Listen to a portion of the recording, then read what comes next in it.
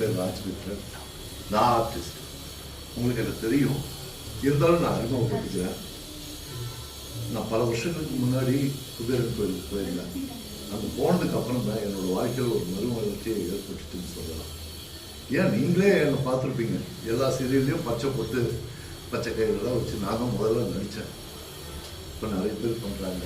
இன்னும் நிறைய பேருக்கு அந்த நம்பிக்கை வரணும். அங்கே நம்பி போங்க. கண்டிப்பாக அந்த இடம் நம்ம வாழ்க்கையை கண்டிப்பாக மாற்றும்.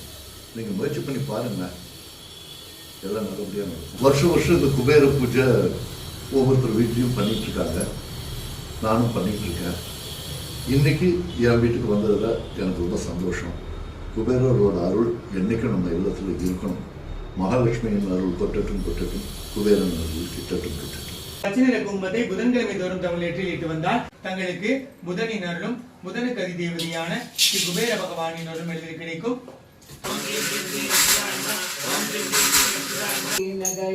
परिपूर्ण कराचिनि देवी कामाक्षी अंब करुणा निलये योगांबिकये दये पुरिवायम्मा.